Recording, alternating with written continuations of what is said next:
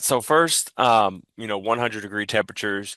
What do you guys do at the San Antonio Fire Department differently in 100-degree heat compared to, normal every day? Is there any more protocols that are put in place when the temperature's this high, or what do you guys do to stay safe?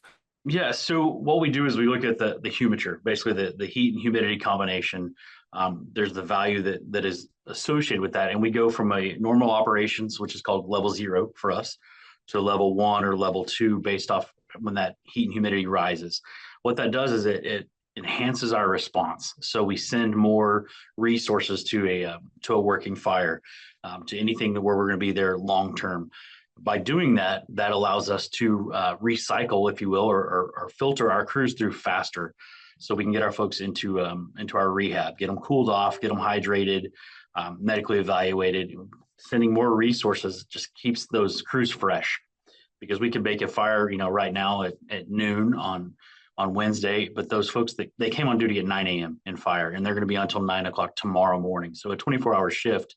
So the likelihood of them making another fire, possible, sure. Or they're going to make more medical runs, more vehicle accidents. They're going to be out working in the heat. So we want to try to keep those crews fresh. So we do things where we don't, when the heat index levels get higher and higher, we reduce the amount of outdoor training we do.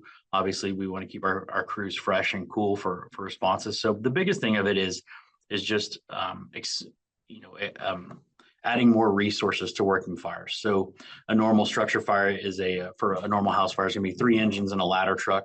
Well, when that level, the heat level goes up, now we're going to send four engines and two ladder trucks, just so that we can recycle those crews through, so they're not working as long a periods the hotter it gets, so that we can keep them fresh, keep them healthy, and keep them hydrated.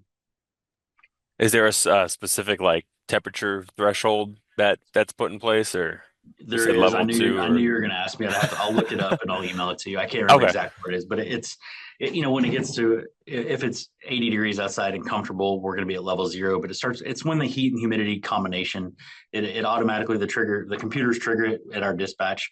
So they're set into our dispatch system, so that when those temperatures hit that temperature humidity combination hits that certain threshold, it automatically sends them. So, and then it's announced over every station. We get a general announcement over our dispatch that'll go out to everyone, that'll say, we're now operating at level one or level two. I can tell you right now, as of right now, we're at level one. That'll likely go to level two here pretty quickly.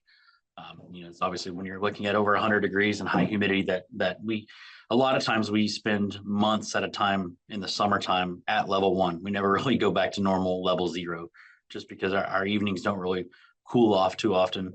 Later in the summer, obviously this is earlier than normal for us to be living at that heat level, but it's something we're prepared for, and it works. Just getting more. We're fortunate to be a large enough department where we can send more resources when we need to make it so that if we have a working fire, our crews are working shorter periods. We can recycle more crews through and get those that have been inside fighting the fire cooled off. Okay, perfect. Makes sense. Um, so, with the drought, we still have the drought concern, the heat coming in the next few months. Um, what do you guys kind of expect, grass fire, brush fire wise the next few months? And, what can people do? What's the message to people watching to limit that chance of a grass Yeah, fire starting? we've had a little bit of rain lately, and it's a mixed blessing. Obviously, it's helped with your keeping your yard nice and green, but also those light fuels. The light grasses have grown, and now if we don't get any rain for a while, they're going to dry out, and they're going to because they'll be, the lighter fuels will be a fire hazard. So obviously, it's the same thing we always say: is don't burn. Keep, if you are going to burn, obviously, burning is illegal in the city at any time unless it's in a ring or in a contained environment for cooking or warming. But it's pay attention if you live in the county. Pay attention to the burn bans.